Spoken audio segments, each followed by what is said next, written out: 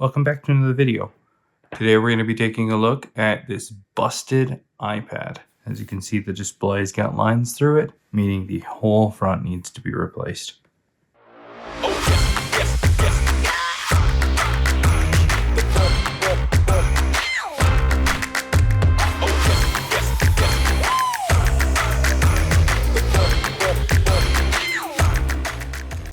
Alright, so let's go ahead and fix this one. The first thing that I'm going to do is I'm going to get some packing tape. This isn't just any packing tape, this is long lasting. It has a heat resistant property, which is going to come in handy. We'll take some and I'm just going to line it up on this edge without getting any wrinkles or bubbles. And then we can flip this over and I'm going to do the same thing on the back side. Try not to get any bubbles right there along the same edge. And the reason I'm doing that is because I'm going to be using this. This is the iSlack Evo by Pod. It will help me separate the display from the frame. We'll bring in a heat mat and we'll go ahead and watch it warm up. And we'll leave this on the heat mat to warm up for a little bit. While we wait for that to warm up, let me just quickly go over a few more tools that we're going to be using. I like to use these curved screen disassembler tools.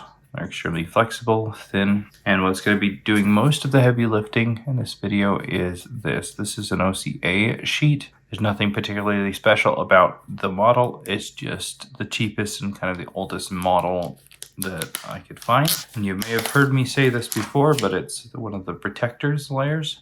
So let me show you this. I peel off this guy. This is not it. Peel off the second one. This is not it. But this third one, that's the last one to come off the actual OCA layer. If I peel off the OCA, this one is it. It's rigid enough, flexible enough, and sharp enough to do everything.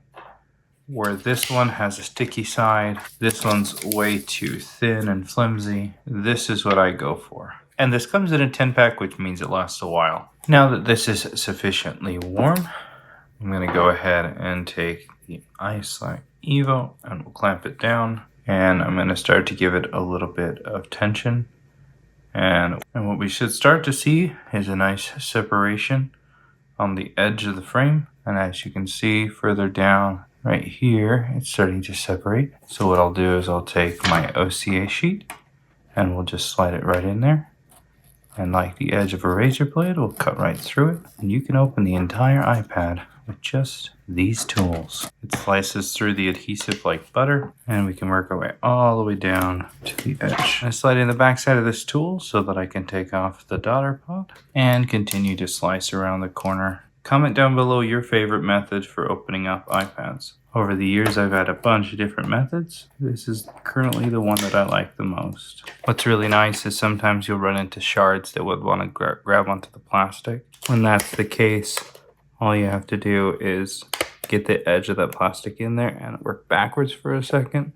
And then when you turn back on it, it'll have slid under that shard. So it's pointing in the opposite direction and you can keep going. We'll let this warm up for another few minutes as it's cooled down now. And we have to be a little careful at the top with the sensors that are up here. So we'll use the plastic and gently go around the corner here. And you can kind of see when the sensor's there because you can see the little circle.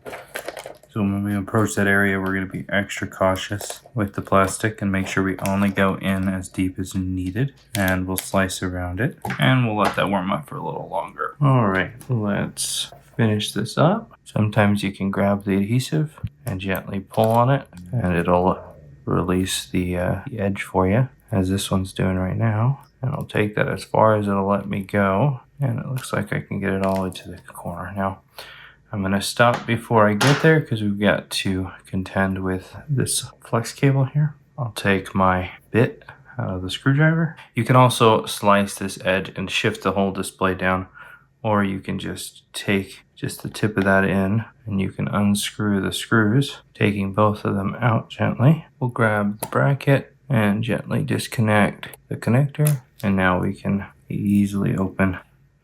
And it looks like we found a little bit of water damage. Interesting. Now I'm going to go down the edge here and slice through the adhesive. And I'm going to pull the adhesive if I can help it.